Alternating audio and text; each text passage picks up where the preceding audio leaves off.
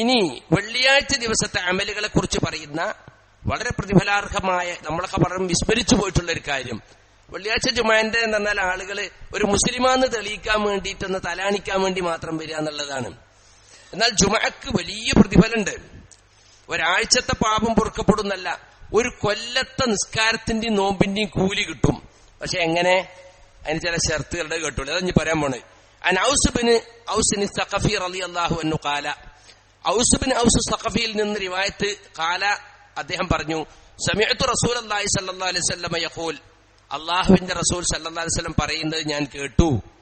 മൻ ഗസല വഗ്തസല യൗമൽ ജുമുഅത്തി വബക്കറ വബ്തകറ വമശാ വലം യർകബ് ഫദനാ മിനൽ ഇമാമി വസ്തമഅ വലം യൽഗു കാന ലഹു ബികുല്ലി ഖുത്വത്തിൻ അജ്റു സനത്തിൻ സിയാമഹാ വഖിയാമഹാ അഖ്റജു അഹ്മദ് ഫി മുസ്നദിഹി വസഹഹു അൽബാനി ഫി സഹീഹ് തർഗീബ് വതർഹീബ്. ഒരാൾ രാവിലെ ജുമുഅക്ക് വേണ്ടിയൊക്കെ തയ്യാറെടുത്തു. എന്നിട്ട് അയാൾ തല കഴുകി, കുളിക്കുന്നതിന് പ്രത്യേകിച്ച് തല കഴുകുക. അറബികൾ അന്ന് പ്രത്യേകിച്ച് എണ്ണയൊക്കെ തേച്ച് തല പ്രത്യേകം കഴുകുന്ന ദിവസമായത്. മറ്റേ സാധാരണ വെള്ളൊഴിച്ച് പോരല്ലേ, ഇതൊന്ന് പ്രത്യേകം എണ്ണയൊക്കെ ഇട്ട് തലയൊക്കെ കഴുകി കുളിച്ചു. എന്നിട്ട് നേരത്തെ പോയി. ബക്കറ വബ്തകറ, അത് നേരത്തെ പോകുന്നതിന് ആവർത്തിച്ച് രണ്ടു വാക്ക് ഉപയോഗിച്ചാണെന്ന് അഭിപ്രായമുണ്ട്. അതല്ല, നേരത്തെ പോയിട്ട് ഖുത്ബ ശ്രദ്ധിച്ചു. ഖുത്ബന്റെ ആദ്യം തന്നെ കിട്ടി നേരത്തെ പോയതുകൊണ്ട്. വമശ, നടന്നുപോയി എന്ന് പറഞ്ഞാൽ വലം യർക്കബ്, വണ്ടി ഉണ്ടായിട്ട് ഒഴിവാക്കിയിട്ട് എന്ത് ചെയ്തു? കാലടിന്റെ പ്രാധാന്യം കിട്ടാൻ വേണ്ടിയിട്ട് നടന്നു. ഫദനാ മിനൽ ഇമാം, എന്നിട്ട് ഇമാമിനോട് അടുത്തിരുന്നു. ചില ആൾ നേരത്തെ വന്നാലും പോകാൻ സൗകര്യത്തിന് വാതിലിന്റെ അവിടെ പോയി കുത്തിരിക്കും. സലാം വീട്ടിയ ഒരൊറ്റ ചാട്ട. അല്ല, ഇമാമിന്റെ തൊട്ട് ബേക്കുള്ള സ്ഥലമാണ് ഏറ്റവും പുണ്യം. അവിടെ വന്നിരുന്നു. വസ്തമഅ, ഖുത്ബ ശരിക്ക് ശ്രദ്ധിച്ചു. വലം യൽഗു, ഒരു വ്യർത്ഥമായ കാര്യവും ചെയ്തില്ല. ഖുത്ബ നടക്കുമ്പോൾ ഇങ്ങനെ താക്കോലുകൊണ്ട് കളിക്കുക, പായന്റെ മുകളിലെടുത്ത് കളിക്കുക, ആ ജാതി ഒരു കളിയില്ല. കൃത്യമായിട്ട് ഒന്നും വ്യർത്ഥമായി ചെണ്ട ഒരു പണി ചെയ്തില്ല. ഇങ്ങനെയൊക്കെ ചെയ്താൽ ഇപ്പൊ എന്തൊക്കെയാണ്? തല നല്ലോണം കഴുകി, ഈ ഗസലാന്നുള്ളതിന് അങ്ങനെ അർത്ഥമുണ്ട്. പിന്നെ നല്ല നിലക്ക് വസ്ത്രമൊക്കെ കഴുകി അലക്കി എന്നൊക്കെ അർത്ഥം വെച്ചിട്ടുണ്ട്. എന്നിട്ട് കുളിച്ചു. ജുമാന്റെ കുളി എന്ന് പറഞ്ഞാൽ സാധാ എന്തപ്പത്ര പറയുള്ളൂ, നമ്മൾ എല്ലാ ദിവസം കുളിക്കണല്ലേ. അത് നമ്മൾ കേരളക്കാർക്ക് ചിലപ്പോ അങ്ങനെയായിരിക്കും, പക്ഷെ പലയിടത്തും അങ്ങനെയല്ല. ഇപ്പൊ തണുപ്പൊക്കെ വന്ന ആഴ്ചയിലൊക്കെ കുളിക്കണവരുണ്ട്. അപ്പൊ വെള്ളിയാഴ്ച കുളിച്ചേ പറ്റൂ, മനസ്സിലായില്ലേ? അത് ജുമഅക്ക് പ്രത്യേകം സുന്നത്താ. സുന്നത്തായ കുളി എന്ന് പറയുമ്പോ വെറുതെ പാട്ടയിലുള്ളിടത്ത് അങ്ങ് ഒഴിക്കലല്ല, അല്ലെങ്കിൽ ഷവറിൽ തിരിച്ച് ഇങ്ങനെ വെക്കലല്ല. ആദ്യം ഒളു എടുക്കണം. അതെന്ത് ചെയ്യണം?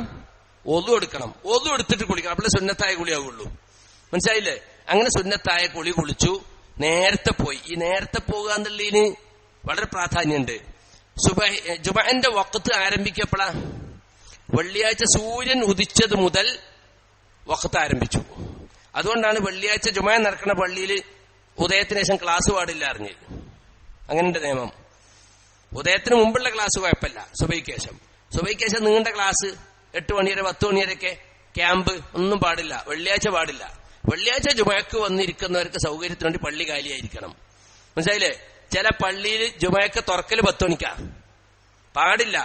സുബഹി ബാങ്ക് കൊടുത്ത് കഴിഞ്ഞ് സൂര്യ ഉദിച്ചാൽ പള്ളി ഓപ്പൺ ആയിരിക്കണം, ആളുകൾക്ക് വരാൻ സൗകര്യം വേണം, മനസ്സിലായില്ലേ? ഫാൻ ഇടാൻ പാടില്ല, മറ്റോടാൻ പാടില്ലാണ്ട് ഒന്നും പാടില്ല.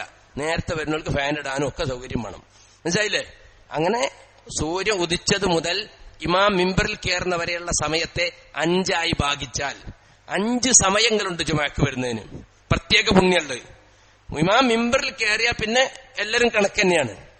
വാതിലിക്കൽ ഇങ്ങനെ മലക്കുകൾ നിൽക്കും, റെക്കോർഡ് വെച്ച് രേഖപ്പെടുത്താൻ. 1-ാം സമയത്ത് വന്നവൻ, 2-ാം സമയത്ത് വന്നവൻ. ഇമാം അങ്ങോട്ട് കയറിയ ഏടുകൾ ചുരുട്ടി വെച്ചിട്ട് മലക്കുകളും ഖുത്ബ കേൾക്കാനിരിക്കും. കേട്ടിട്ടില്ലേ? എന്താ 1-ാം സമയത്ത് വന്നവന്റെ കൂലി? ഒരു ഒട്ടകത്തെ അറുത്ത് ദാനം ചെയ്ത കൂലി. 2-ാം സമയത്ത് ഒരു പശു അല്ലെങ്കിൽ ഒരു മാടിനെ. 3-ാം സമയത്ത് ഒരാടിനെ അറുത്ത് ദാനം ചെയ്ത കൂലി. 4-ാം സമയത്ത് ഒരു കോഴിയെ അറുത്ത് ദാനം ചെയ്ത കൂലി. 5-ാം സമയത്ത് വന്നാൽ ഒരു കോഴിമുട്ട ദാനം ചെയ്ത കൂലി. ഇതൊക്കെ വളരെ വ്യക്തമായിട്ട് ഹദീസിൽ വന്ന കാര്യമാണ്, കഥ പറയല്ല. അപ്പൊ 5 സമയാക്കണം. ഇപ്പോ ഉദാഹരണം 6:45 ഇപ്പൊ നമ്മള് ഉദയം വെക്കുക. ഇപ്പൊ ഏതാണ്ട് അങ്ങനെയാണല്ലോ. 12:45 ഇമാമ് കയറുക. അപ്പൊ എത്ര മണിക്കൂറുണ്ട്? 6 മണിക്കൂറുണ്ട്.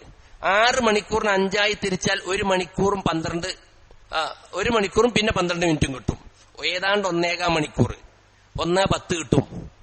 അപ്പോ ആദ്യത്തെ 1 മണിക്കൂറും 12 മിനിറ്റിനുള്ളിൽ വന്നാൽ 1-ാം സമയത്ത് വന്നവൻ, പിന്നത്തെ 1 മണിക്കൂറും 12 മിനിറ്റിൽ വന്നവൻ 2-ാം സമയത്ത് വന്നവൻ. കണ്ടോ?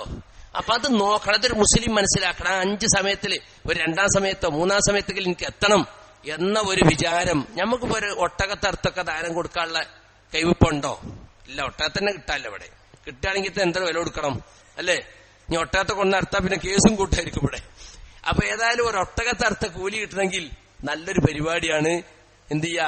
ഉദിച്ചിട്ട് 1 മണിക്കൂർ കഴിഞ്ഞതിന് മുമ്പ് വാഞ്ഞെത്തുക, ഇവിടെ പള്ളിയിൽ തന്നെ ഇരിക്കുക, വന്നിട്ട് ഖുർആൻ ഓതാം, ദിക്ർ ചെയ്യാം, നിസ്കരിച്ചുകൊണ്ടേയിരിക്കാം. ഈ 2 റക്അത്തായിട്ട് എത്രയും നിസ്കരിക്കാം, ഒരു കണക്കൂല്ല അതിന്. ഇബ്നു ഉമർ റളിയല്ലാഹു അൻഹു ഒക്കെ പള്ളിയിൽ വന്നാല് ഈ 2 ആദ്യം വരുമ്പോ തഹിയ്യത്ത് 2 റക്അത്ത്, പിന്നെ ഈ 2 അങ്ങനെ നിസ്കരിക്കും. കുറെ നിസ്കരിച്ച് കുഴങ്ങി, അപ്പൊ കുറച്ചിരുന്ന് ഓതി, പിന്നെ കുറച്ച് പ്രാർത്ഥിച്ചു, പിന്നെയും ഓതി, പിന്നെയും നിസ്കരിച്ചു. അങ്ങനെ ആ ദിവസം ഇബാദത്തിന് വേണ്ടിയാണ് നീക്കി വെക്കുക. എന്തെല്ലാം പുണ്യായിരിക്കും ആലോചിച്ച് നോക്കുങ്ങള്. ഇതൊക്കെ ആളുകൾ നഷ്ടപ്പെടുത്തുകയാണ്. ഇതൊക്കെ സാധിക്കും. ഇത് പറയുമ്പോൾ ആളുകൾ എന്താ പറയുക? മൗലവി എന്നിട്ടാണ് ഖുത്ബ നേരത്തെ വരുന്നത്, മൂപ്പര് നേരത്തെ വരണമെന്ന് പറയുന്നു. മൗലവി ഖുത്ബ നേരത്തെ തന്നെ വരാൻ പാടുള്ളൂ, ഖുത്ബന്റെ മുമ്പ് വരരുതെന്നാ. അറബികളൊക്കെ കാറിൽ വന്ന് നിൽക്കുക ചെയ്യാം. ഇവിടെ ഉണ്ടാവും ഒരു ഓട്ട, ഇതിനാണ് കയറി ഇങ്ങനെ വരുന്നതാണ്. ആളുകൾ കാണുന്നില്ല. നേരത്തെ എത്തിയാലും കാറിൽ ഒത്തിരിക്കുക ചെയ്യുക. എന്താ? അതതിന്റെ നിയമം. ഖതീബ് ഖുത്ബന്റെ സമയത്ത് എത്താൻ പാടുള്ളൂ. പക്ഷെ നമ്മളെ നാടന്മാരെന്ത് ചെയ്യും? അയാൾ നേരത്തെ വരണമെന്ന് പറഞ്ഞിട്ട് അയാൾ എന്നെ നേരം കണ്ടില്ലേ, അയാൾ അപ്പളാ വരണ്ട്, അയാളെ സമയം അതാ. അയാൾക്ക് ആ കൂലിയില്ല, അയാൾക്ക് വേറെ കുറെ കൂലിയുണ്ട്. എല്ലാ കൂലിയും കൂടി അയാൾക്ക് കിട്ടൂല്ലോ. അയാള് ഖുത്ബ പറയണില്ലെങ്കിൽ ആ കൂലി കിട്ടും, ഈ കൂലിയൊക്കെ കിട്ടും. മനസ്സിലായില്ലേ? ഖതീബ് നേരത്തെ വരിക, നിർബം പോയി ചവിട്ടിലൊന്നും പറഞ്ഞു കൊടുക്കുക, മറ്റോ പറഞ്ഞു കൊടുക്കുക, ഇതൊന്നും പറ്റൂല ഖതീബിനെ സ്വാധീനിക്കാൻ. മനസ്സിലായില്ലേ? അന്ന് ഖതീബ് ഫോണൊക്കെ ഓഫാക്കിയിട്ട് അവിടെ വിട്ട് കുത്തിരിക്കും, ആ സമയത്തിന് വരും, ആണ് കയറും. മനസ്സിലായില്ലേ? അതാണ് അതിന്റെ ഒരു വിധി. അപ്പൊ അതുകൊണ്ട് ഇത് നമ്മൾ ശരിക്കും മനസ്സിലാക്കേണ്ട കാര്യമാണ്. വെള്ളിയാഴ്ച ദിവസം നേരത്തെ വരുന്ന കാര്യം എത്ര പറഞ്ഞാലും മനുഷ്യന്മാര് വീട്ടിൽ നിന്നുണ്ടാകും, അപ്പനോടും കുറുന്തോട്ടിനോടും ഒക്കെ വർത്താനം പറഞ്ഞ് അവിടെ തട്ടി ഇവിടെ തട്ടി, ആ ചായപ്പൊടി കയറി ചായ പിടിച്ച്, പിന്നെ വാച്ച് നോക്കി, പിന്നെ പേപ്പർ നോക്കി, ഇങ്ങെത്തൂല. ഇങ്ങെത്തുമ്പോഴത്തേന് എങ്ങനെ വാങ്ങിക്കൊടുക്കും. എന്താണിത്? ഒന്ന് മെനക്കെട്ടൂടെ? ഇത്ര കൂലിയുള്ള കാര്യമാണ് വെള്ളിയാഴ്ച. ഒരു കൊല്ലത്തെ, അതാ ഇവിടെ പറഞ്ഞത്. അങ്ങനെ വന്നാൽ ഓരോ കാലടിക്കും അജ്റുസനത്തിൻ, ഒരു കൊല്ലത്തെ പ്രതിഫലം. എന്തിന്റെ? സുയാമഹ വഖിയാമഹ. ഒരു കൊല്ലം നോമ്പ് നോറ്റിയും 1 കൊല്ലം നിസ്കരിച്ചും കൂലി ഒരൊറ്റ ജുമഅക്ക കിട്ടുന്നത്. എന്താ കണ്ടീഷൻ? കണ്ടീഷൻ എന്തൊക്കെ? നല്ലോണം ശരിക്ക് കുളിച്ച് നേരത്തെ വന്ന് നടന്നു വന്ന് ഇമാമിനോട് അടുത്തിരുന്ന് ഖുത്ബ ശരിക്ക് ശ്രദ്ധിച്ച് ലഘുവായിട്ടുള്ള ഒന്നും ചെയ്യാതിരുന്നു.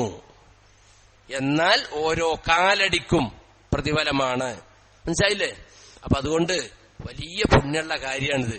ഇത് നമ്മള് മുടക്കം വരുത്തരുത് എന്ന് പ്രത്യേകം ഓർമ്മപ്പെടുത്തുകയാണ്. അങ്ങനെയാണ് ഇതിലുള്ളത്. ബികുല്ലി ഖുത്വത്തിൻ അജ്റുസന, എല്ലാ കാലടികൾക്കും പകരം 1 കൊല്ലത്തെ നിസ്കാരത്തിന്. ഇത് ഈ ബുക്കിന്റെ പേരിനേതാണല്ലോ, കുറച്ചമല് കൂടുതൽ മാത്രം സെലക്ട് ചെയ്തെടുത്തിരിക്കുക. മനസ്സിലായില്ലേ? അപ്പൊ അതുകൊണ്ട് അത് പ്രത്യേകിച്ച് മനസ്സിലാക്കുക. വെള്ളിയാഴ്ച പിന്നെ വെള്ളിയാഴ്ച ഉണ്ട്. സാധാരണ എല്ലാ നല്ല കുപ്പായവും തുണിയൊക്കെ തിരുമ്പിയിട്ടിട്ട് അവസാനത്തിൽ കള്ളിത്തുണി ഉണ്ട്, എടുത്തിട്ടാ വരിക. അതല്ല ആളുകളെ വിചാരം ഖതീബിന് മാത്രം അന്ന് സ്പെഷ്യൽ വസ്ത്രം എന്നാ. ഖതീബ് എങ്ങാനും വല്ല ഇതോട്ട് വന്ന ഇയാളെന്തെന്ന് ഇങ്ങനെ വന്നിട്ട് വെള്ളിയാഴ്ച നീൽക്കല്ലികൾക്ക് വെള്ളക്കുപ്പായിട്ടൂടെ എന്നൊക്കെ ചോദിക്കും. ഇതൊന്നും ഇവന് വാതകല്ലാന്നാ വിചാരം. എല്ലാവർക്കും വെള്ളക്കുപ്പായം സുന്നത്ത് തന്നെയാ, എല്ലാ ദിവസവും സുന്നത്ത് തന്നെ. വെള്ളം എനിക്ക് പറ്റൂല, എനിക്കൊരൊറ്റ വെള്ളക്കുപ്പായല്ലാന്നറിയും. അറിയില്ലേ? വെള്ളക്കുപ്പായം വേണ്ടേ? ഇൽബസു അഹ്സന സിയാബക്കുമിൽ ബയാൽ, നിങ്ങൾ ഏറ്റവും ഉത്തമമായ വെള്ള വസ്ത്രം ധരിക്കണം. വസ്ത്രങ്ങളിൽ ഏറ്റവും ഉത്തമം ഏതാ?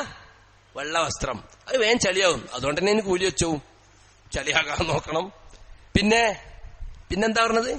വകഫിനു ഫിഹാ മൗതാക്കും, മരിച്ചാൽ നിങ്ങൾ അതിൽ മറമാടണം, വെള്ള വസ്ത്രത്തിൽ മറമാടുകയും വേണം. അപ്പൊ വെള്ള വസ്ത്രം ഉണ്ടെങ്കിൽ അത് ഏറ്റവും നല്ല വസ്ത്രം ഏതാണ്? അവസാനം എടുത്ത പുതിയ വസ്ത്രം അതിട്ടാ വെള്ളിയാഴ്ച വരണ്ട്.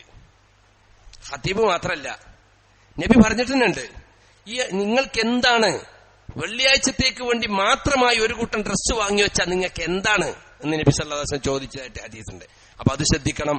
അതുപോലെ തന്നെ അത്തർ പൂശുക വെള്ളിയാഴ്ച പള്ളിയിൽ വരുമ്പോ, പ്രത്യേകിച്ച് എപ്പോഴും പള്ളി വരുമ്പോ സുന്നത്താണ്, വെള്ളിയാഴ്ച അതും പ്രത്യേകം ശ്രദ്ധിക്കേണ്ട കാര്യമാണ്. മനസ്സിലായില്ലേ? അപ്പൊ അങ്ങനെ ഒരുങ്ങി വരും ആളുകൾ. എന്താ അറിയോ? അന്ന് രാവിലെ എണീറ്റ് എല്ലാം ഒന്ന് ക്ലീൻ ഷേവ് ആക്കും, ഒരാറാമ് എന്നിട്ടാ വരിക. എന്നിട്ട് നല്ല തുണിയൊക്കെ ഒഴിവാക്കിയിട്ട് ആ ഇറുകിയ പാന്റും ഒക്കെ പാടട്ടും മയപ്പിച്ചിട്ട് ഇങ്ങോട്ട് വരികയും ചെയ്യും. മനസ്സിലായില്ലേ? അതല്ല വേണ്ടത്. നല്ല ഇസ്ലാമിക ഡ്രസ്സ് ധരിച്ചിട്ട് നേരത്തെ വന്ന് പള്ളിയിൽ ഇരുന്നിട്ട് ആ കൂലി കിട്ടാൻ വേണ്ടി നമ്മൾ പരിശ്രമിക്കണം. അല്ലാഹു സുബ്ഹാനഹു വ തആല അമലുകളുടെ മഹത്വങ്ങൾ മനസ്സിലാക്കി അതനുസരിച്ച് ആ നിയ്യത്തോടെ അമൽ ചെയ്യുന്ന കൂട്ടത്തിൽ എന്നെയും നിങ്ങളെയും ഉൾപ്പെടുത്തുമാറാകട്ടെ. വസല്ലല്ലാഹു അലാ നബിയിനാ മുഹമ്മദിൻ വഅലാ ആലിഹി വസഹാബത്തി അജ്മഈൻ.